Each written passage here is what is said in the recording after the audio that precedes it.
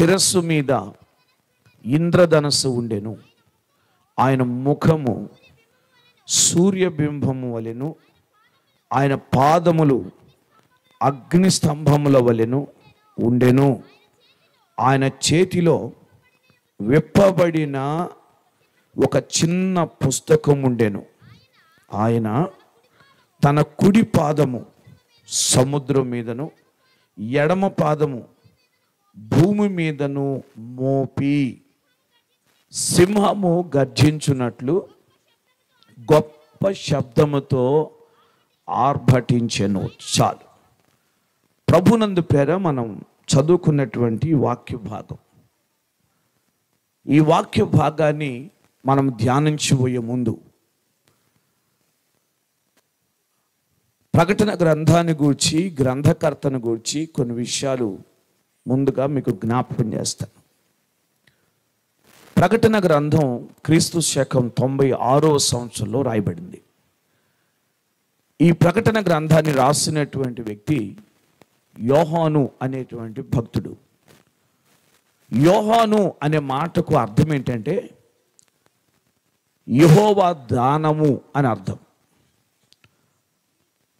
అయితే బైబిల్ గ్రంథంలో యోహాను అను పేరు కలిగిన వారు 5 ఉన్నారు. ఆ 5 ఎవరు అని అంటే, మొదటి వ్యక్తి బాప్తిస్మం ఇచ్చి యోహాను, రెండో వ్యక్తి జబదయ కుమారుడని యోహాను, మూడో వ్యక్తి పేతురు తండ్రి అయిన యోహాను, నాలుగో వ్యక్తి ప్రధాన యాజకుడైన అన్న అనబడిన వాని యొక్క బంధువుడైనటువంటి యోహాను, ఐదో వ్యక్తి మార్కు అను మారు పేరు కలిగిన యోహాను. ఇలాగూ బైబిల్ గ్రంథంలో యోహాను అను పేరు కలిగిన వారు 5 ఉన్నారు. ఈ 5లో ప్రకటన గ్రంథాన్ని రాసిన యోహాను ఎవరు అని అంటే జబదయ కుమారుడని యోహాను. ఈ జబదయ కుమారుడని యోహాను యేసుక్రీస్తు ప్రభుల వారికి అత్యంత ప్రియమైనటువంటి శిష్యుడు. ఈ శిష్యుడు ప్రభు అయినటువంటి యేసుక్రీస్తు ఆయన మనందరి కొరకు మరణించి సమాధి చేయబడి 3వ దినంన పునరుద్ధరణగా తిరిగి లేచి పరలోకానికి ఆరోహణమై వెళ్ళిపోయిన తర్వాత ఆయన శిష్యులు ఆయన గూర్చి సాక్ష్యం ఇవ్వటం ప్రారంభించారు. యోహాను కూడా యేసుక్రీస్తుని గూర్చి సాక్ష్యం ఇవ్వాలని, దేవుని వాక్యాన్ని ప్రకటించాలని ఎంతగానో ఆశ కలిగి ఉన్నాడు యోహాను. ఆ దినాలు రోమా సామ్రాజ్యము ప్రపంచాన్ని పరిపాలన చేస్తున్నటువంటి దినాలు. ఆ దినాల్లో యూదా దేశము కూడా, యూదా ప్రజలు కూడా రోమా అధికారము క్రింద ఉన్నారు. అయితే ఆ దినాల్లో రోమా సామ్రాజ్యపు చక్రవర్తి అయిన డొమిషియన్ అనేటువంటి వ్యక్తి పరిపాలన ఉండి అతడు ఒక ఆజ్ఞ జారీ చేశాడు. ఏమనంటే, యేసుక్రీస్తుని గురించి ఎవరు సాక్ష్యం చెప్పకూడదు, దేవుని వాక్యాన్ని ఎవరు ప్రకటించకూడదు. దేవుని వాక్యం ఎవరు ప్రకటించినా, యేసుక్రీస్తుని గురించి ఎవరు సాక్ష్యం ఇచ్చినా వారు శిక్షార్హులు, వారిని శిక్షిస్తామని చెప్పి ఒక ఆజ్ఞ జారీ చేశాడు. ఆజ్ఞ జారీ అయింది. చాలామంది భయపడిపోయి ఇంకా ఎలాగూ వాక్యాన్ని ప్రకటించాలి అర్థం కాక ఉన్నటువంటి పరిస్థితులు. కానీ ఈ ప్రకటన గ్రంథం యొక్క గ్రంథకర్త అయిన యోహాను మాత్రం దేవుని వాక్యాన్ని ధైర్యంగా ప్రకటిస్తూనే ఉన్నాడు. వాక్యాన్ని ప్రకటిస్తున్నాడు, యేసు క్రీస్తుని గురించి సాక్ష్యం ఇస్తున్నాడు, దేవుని వాక్యాన్ని ప్రకటిస్తూ ఉన్నాడు. దేవుని కొరకు ఎంతగానో ఆశ కలిగి ఒక వైరాగ్యముతో దేవుని వాక్యాన్ని ప్రకటిస్తూ ఒక గుంపు జనాంగాన్ని రక్షించాలి అని ఎంతగానో ఆశపడుతూ ఉన్నాడు యోహాను. ఇలాగూ ఆశపడుతూ ఒకరోజు వాక్యాన్ని ప్రకటిస్తూ ఉండగా రోమా అధికారులు, రోమా సైనికులు వచ్చి వాక్యాన్ని ప్రకటించుచున్న యోహాన్ని పట్టుకున్నారు. పట్టుకొని వాక్యం ప్రకటించకూడదని చెప్పాముగా, ఎందుకు ప్రకటిస్తున్నావు అని అంటే యోహాన్ అంటాడు, అయ్యా నేను విన్న వాటిని కన్న వాటిని నేను ప్రకటించకుండా ఉండలేను అన్నాడు. అలాగ ఉండలేవా? అలాగైతే పదాన్ని చెప్పి యోహాను పట్టుకొని తీసుకొని వెళ్ళి ఒక స్థలంలో 2 స్తంభాలు నిలబెట్టి ఆ 2 స్తంభాల మీద అడ్డంగా ఒక కర్ర పైన కట్టి ఆ కర్ర మీద నుండి ఒక తాడు వేసి ఆ తాడు ఒక చివర యోహాను నడుముకు కట్టి 2వ చివర సైనికులు లాగి పట్టుకున్నారు. ఆ అధికారి యోహాను ఎదురుగా నిలబడి అంటాడు, చెప్పు, వాక్యం ప్రకటించకుండా ఉంటావా లేక శిక్ష అనుభవిస్తావా? యేసు క్రీస్తుని గురించి సాక్ష్యం చెప్పకుండా ఉంటావా లేక శిక్ష అనుభవిస్తావా? ఏంటో చెప్పు అని అంటే అప్పుడు కూడా యోహాను అంటాడు, అయ్యా నేను కన్న వాటిని విన్న వాటిని ప్రకటించకుండా ఉండలేను అన్నాడు. ఆ అధికారికి కోపం వచ్చి సైనికులతో చెప్తున్నాడు, రే తాడు లాగండ్రా అన్నాడు. ఆ సైనికులు తాడు పట్టుకొని లాగేసరికి ఆ యోహాను ఆ తాడు మీద అలాగూ పైకి వెళ్ళిపోయి పైన ఆ కర్ర మీద వేలాడుతూ ఉన్నాడు. ఆ తాడు మీద వేలాడుతున్నాడు. పైన వేలాడుతున్న యోహానుకి సరిగ్గా క్రింద పెద్ద మంట పెట్టి ఆ మంట మీద గంగాళం పెట్టి ఆ గంగాళంలో నూనె పోసి ఆ నూనె మరిగిపోయేంత వరకు మసిలిపోయేంత వరకు మంట మండించారు. మంట మండింది, గంగాళం వేడెక్కింది. ఆ గంగాళంలో నూనె కూడా బాగా కాగి మసిలిపోతా ఉంది. ఆ సమయంలో మరలా ఆ అధికారి ఆ యోహాను పిలిచి అన్నాడు, యోహాను ఒకసారి క్రిందకు చూడు అన్నాడు. ఆ పైన వేలాడుతున్న యోహాను క్రిందకు చూశాడు. అలాగూ క్రిందకు చూడగానే మంట మండుతున్నట్టు, గంగాళం వేడెక్కినట్టు, అలాగే నూనె మసులుతున్నట్టు కనబడుతుంది. ఆ యోహాను నిశ్చేష్టుడైపోయి అలాగే దాని వైపు చూస్తూ ఉండగా అప్పుడు ఆ అధికారి అన్నాడు, ఇప్పుడు చెప్పు, దేవుని వాక్యం ప్రకటించకుండా ఉంటావా లేక ఈ నూనెలో పడి చస్తావా? ఇదిగో యేసు క్రీస్తుని గురించి సాక్ష్యం చెప్పకుండా ఉంటావా లేక ఈ నూనెలో పడి చస్తావా అని అంటే అప్పుడు యోహాను కన్నులెత్తి ఆ అధికారి వైపు చూసి అన్నాడు, అయ్యా నా కన్నులారా నేను చూసిన వాటిని, నా చెవులారా నేను విన్న వాటిని నేను ప్రకటించకుండా ఉండలేను అంటాడు. అప్పుడు కూడా కొంచెం సప్పట్లు కొడితే ఏమైద్దంట? స్తోత్రం, హల్లెలూయా, హల్లెలూయా. నేను ప్రకటించకుండా ఉండలేను అన్నాడు. ప్రకటించకుండా ఉండలేను అంటే అధికారికి కోపం వచ్చి రే తాడు వదిలేండ్రా అన్నాడు. ఆ సైనికులు తాడు వదిలేశారు. యోహాను సరాసరి వచ్చి ఆ మసిలిపోయిన నూనె గంగాళంలో పడిపోయాడండి. ఆ నూనెలో పడిపోయాడు, మునిగిపోయాడు. ఇక అందరూ చూసిన వాళ్ళందరూ అనుకుంటున్నారు, ఇక యోహాను లేడు, యోహాను చనిపోయాడు, ఇక యోహాను బ్రతకడు, ఇక యోహాను స్వరాన్ని వినలేము అనుకొని కొందరు ఏడ్చి బాధపడుతున్న వారు ఉన్నారు. సైనికులు, అధికారులు నవ్వుకుంటా ఉన్నారు. కానీ కొద్దిసేపుడికి పడిపోయిన యోహాను, నూనెలో పడిపోయిన యోహాను పైకి లేచి చక్కగా ఈతేస్తా ఉన్నాడు. స్తోత్రం, హల్లెలూయా. చక్కగా ఈతేస్తా ఉన్నాడు. ఇక అధికారులకి, సైనికులకి కంటి చూపే నోటి మాట లేదు. ఏం జరిగిందో అర్థం కాల. దేవునికి స్తోత్రం, హల్లెలూయా. ఏమైందో అర్థం కాల. ఏం జరిగింది అని అంటే మన దేవుడు, మనం ఆరాధిస్తున్న దేవుడు దీనికి ఏదో అయ్యింది. స్తోత్రాలు చెప్పండి, 2 చేతులు ఎత్తి చెప్పండి, కొంచెం గట్టిగా చెప్పండి. స్తోత్రం, హల్లెలూయా. మనం ఆరాధిస్తున్న దేవుడు, మనం స్తుతిస్తున్న దేవుడు, మనం నమ్ముకున్న దేవుడు, ఆయన శక్తి కలిగిన దేవుడు, సమర్థుడైన దేవుడు. ఆయన చేతగాని వాడు కాదు. ఆయన తన భక్తుల పక్షముగా అద్భుత కార్యాలు చేస్తాడు. అందుకొరకే షడ్రకు, మేషకు, అబేద్నెగోలు అంటారు, రాజా మేము ఆరాధిస్తున్న దేవుడు, మేము నమ్ముకున్న దేవుడు మమ్మల్ని రక్షించడానికి సమర్థుడు. ఆయన రక్షించినా రక్షించకపోయినా మేము మాత్రం చెప్పరేంటండి, మేము మాత్రం ఈ ప్రతిమకు నమస్కారం చేయమన్నారు. దేవునికి స్తోత్రం, హల్లెలూయా, హల్లెలూయా. మన దేవుడు రక్షించడానికి సమర్థుడు, ఆయన శక్తి కలిగిన వాడు. అలాగే పేరా దేవుని వాక్యాన్ని బట్టి మనం పరిశీలన చేస్తే యోహాను ఆ పైనుండి కింద పడ్డాడో లేదో, ఆ భక్తుడు పైనుండి కిందకు వచ్చాడో లేదో, ఆ భక్తుని యొక్క పాదాలు మసిలిపోయిన నూనెను తాకగానే ఆ మసిలిపోయిన నూనె అంతా చల్లారిపోయిందండి. దీనికి ఉదాహరణగా ఎలా జరిగింది ఈ కార్యం చెప్పనా?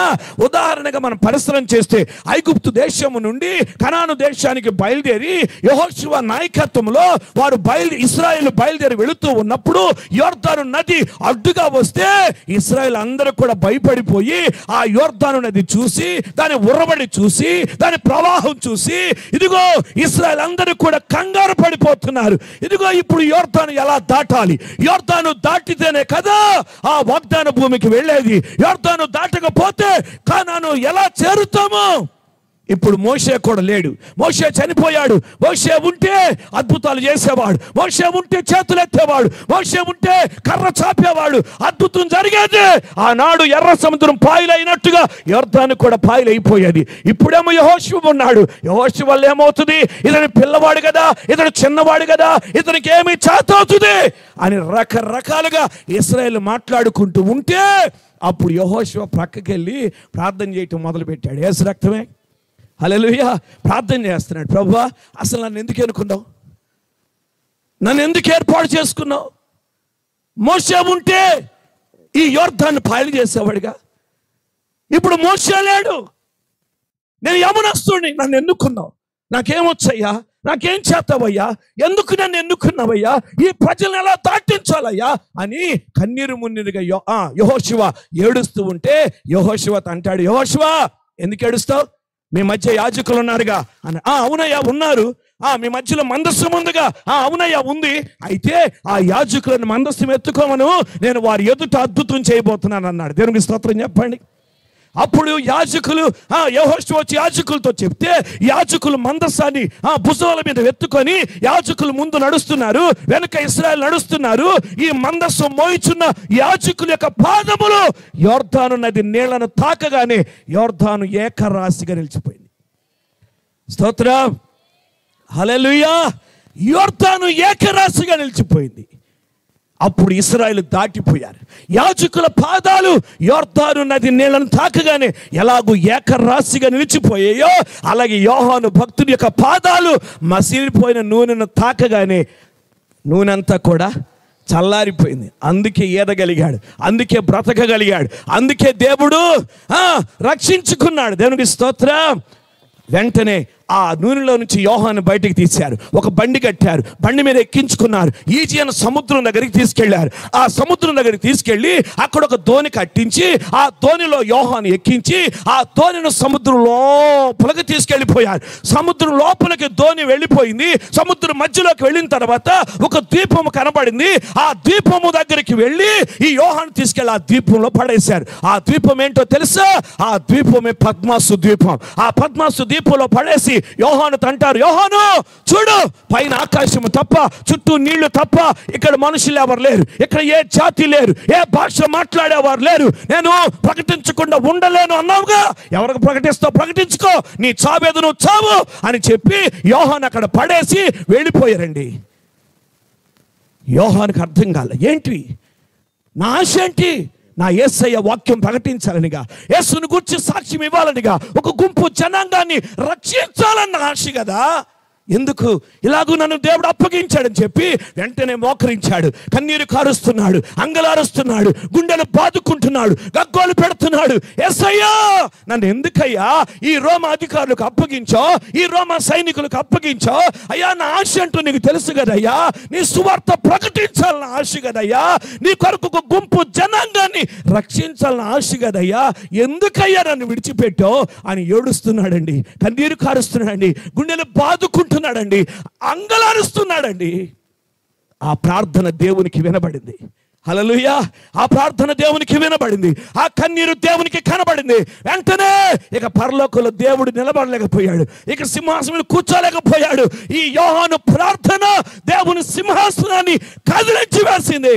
ఆ యేసయ్య సింహాసనం లేచి పద్మాసు దీపంలోకి వచ్చేసాడు. స్తోత్రం చెప్పండి గట్టిగా.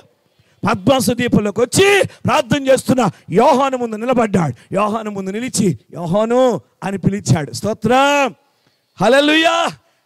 యోహాను అని పిలవగానే యోహాను కళ్ళు తెచ్చి చూశాడు. యేసయ్య ముందున్నాడు. ఆశ్చర్యపోయాడు. ప్రభువా మీరు ఎక్కడున్నారేంటయ్యా, మీరెందుకు వచ్చారయ్యా అని అడుగుతుంటే అప్పుడు ప్రభు అంటాడు, ఏడ్చావుగా అందుకే వచ్చా, ప్రార్థన చేసావుగా అందుకే వచ్చా అన్నాడు. యేసు రక్తమే.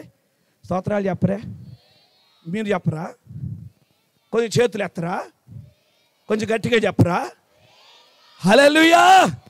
ఏడ్చావుగా యోహాను, ప్రార్థన చేసావుగా, అడిగావుగా అందుకే వచ్చానన్నా. అవును ప్రభా ఏడ్చానయ్యా, నిజమేనయ్యా, నన్ను ఎందుకయ్యా రోమా అధికారులకు అప్పగించావు, రోమా సైనికులకు అప్పగించావు, ఎందుకయ్యా వాళ్ళు చూడయ్యా తీసుకొచ్చాను ఇక్కడ పడేశారు, ఇక్కడ ఏ జనం లేరు, ఏ జాతి లేరు, ఏ మనుషులు లేరు అయ్యా, ఎందుకైనా నేను నాకు అప్పగించు అని అంటే ప్రభు అంటాడు, యోహాను ఈ పద్మాసు దీపానికి నేను తీసుకొచ్చిన వాళ్ళు కాదన్నాడు.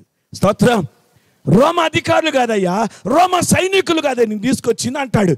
యోహాన్ అంటే అదేంటి ప్రభా, వాళ్ళేగా నన్ను తీసుకొచ్చారు, ముందు బండి కట్టించారు, బండి మీద ఎక్కించారు, తర్వాత తోని ఎక్కించారు, సముద్రంలో నన్ను తీసుకొచ్చారు, వాళ్ళే కదయ్యా అంటే, లేదు లేదు యోహాను వాళ్ళు కాదు నేను తీసుకొచ్చిన అంటాడు ప్రభు. అదేంటి ప్రభా, వాళ్ళేగా నన్ను తీసుకొచ్చిన అంటాడు. దేవుని స్తోత్రం. ప్రభు అంటాడు కాదంటాడు, ఈయనేమో అవును అంటాడు. దేవుని స్తోత్రం. కొద్దిసేపటి తర్వాత యోహాను తగ్గి అంటాడు, ప్రభా మరి వాళ్ళు తీసుకురా, మరి ఎవరు తీసుకొచ్చారు అంటే, నేనే తీసుకొచ్చిన అన్నాడు. వామ్మో, యేసు రక్తమే, హల్లెలూయా, నేనే తీసుకొచ్చాను యోహాను అన్నాడు. అనగానే యోహానికి కంటి చూపే నోటి మాటలేదు. ఏంటి ప్రభు నువ్వు తీసుకురావటం ఏంటి, నా సేవ నచ్చలేదా, నా పరిచయం నచ్చలేదా, నా వాక్యం నచ్చలేదా, నేను రక్షించుటం నచ్చలేదా, ఏంటి ప్రభా, నేను పాపం చేశానా, నేను తప్పు చేశానా, ఏంటి ప్రభా అని అడుగుతుంటే ప్రభు అంటాడు, నువ్వేం తప్పు చేయలే, నువ్వేం పాపం చేయలే, ఏ లోపం నీకు లేదు, కానీ నీలో ఉన్న తపన నేను చూసా, నీలో ఉన్న ఆశ నేను చూసా, అందుకొరకే నిన్ను ఇక్కడ అదేంటి ప్రభా, ఇంత ఆశ ఉంటే నా తపన నువ్వు చూస్తే ఇక్కడ తీసుకురావటం ఎందుకంటే, ప్రభు అంటాడు, నేను నిన్ను ఇక్కడికి ఎందుకు తీసుకొచ్చానంటే వర్తమాన భూత భవిష్యత్ కాలపు సంగతులు నీకు తెలియజేయటకు తీసుకొచ్చాను అన్నాడు. హల్లెలూయా. ఆశ్చర్యపోయాడు యోహాను, ప్రభువా ఇంత ప్రణాళిక ఉందా, ఇంత ఉద్దేశం ఉందా, ఏంటయ్యా సంగతులు, ఏంటయ్యా వర్తమాన భూత భవిష్యత్ కాలపు సంగతులు ఏంటి ప్రభువా అని అడుగుతుంటే అప్పుడు దేవుడు యోహానుకి ఆ వర్తమాన భూత భవిష్యత్ కాలపు సంగతులన్నీ ప్రత్యక్షతలు చూపిస్తే, ప్రత్యక్షపరిస్తే ఆ ప్రత్యక్షతలు చూసిన యోహాను ప్రకటన గ్రంథాన్ని రాశాడు. ఈ ప్రకటన గ్రంథంలో 4 కోణాలు ఉన్నాయి. ఒకటంటే ఈ ప్రకటన గ్రంథం కాదు, ఇది ప్రత్యక్షతల గ్రంథం. ఈ ప్రకటన గ్రంథం కాదు, ఇది ప్రకటనల గ్రంథం. ఏం గ్రంథం ఇది? ప్రకటన గ్రంథం కాదు, ప్రకటనల గ్రంథం.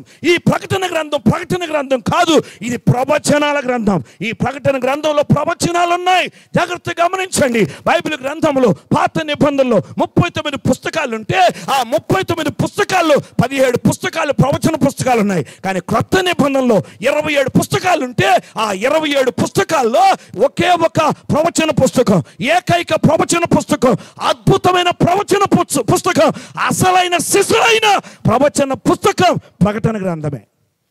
హల్లెలూయా. ఇది ప్రవచన పుస్తకం.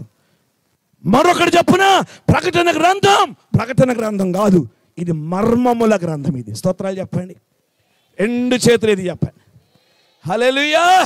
ఇలాంటి కోణాలతో ఈ ప్రకటన గ్రంథం రాయబడింది కనుక చదవాలన్నా వినాలన్నా ఈ ప్రకటన గ్రంథాన్ని ఈ 4 కోణాల్లో చదవాలి.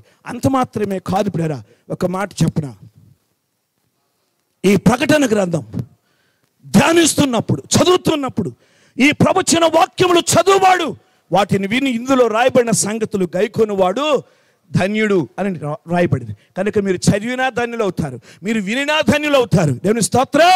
మీరు దీన్ని ధ్యానించినా చెప్పరే ధన్యులు అవుతారు. యేసు రక్తమే. స్తోత్రాలు చెప్పండి.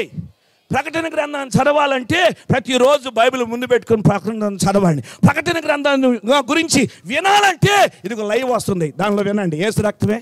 స్తోత్రాలు చెప్పరే. హల్లెలూయా. హైపిసి హెవెన్స్ మినిస్ట్రీస్ అని యూట్యూబ్లో మీరు దాన్ని ఎంటర్ చేయండి, మీకు వెంటనే ఈ ప్రకటన గ్రంథ ధ్యానాలు మీకు కనపడతాయి. దేవుని స్తోత్రం. హల్లెలూయా. ఆ ప్రకటన గ్రంథ ధ్యానాలు మీరు వింటున్నప్పుడు కొంచెం ప్రక్కన సబ్స్క్రైబ్ బటన్ ఉంటుంది, దాన్ని నొక్కండి. పక్కనే గంట ఉంటుంది, ఆ గంట కొట్టండి. ఆల్ అని కనబడుతుంది, ఆల్ కూడా కొట్టండి. యేసు రక్తమే. ఇక అంతే. ఎన్ని వర్తమాన ప్రకటన గ్రంథాన్ని గురించి వినొచ్చు. స్తోత్రాలు చెప్పండి గట్టిగా. 2 చేతులు చెప్పండి, కొంచెం గట్టిగా చెప్పండి. హల్లెలూయా.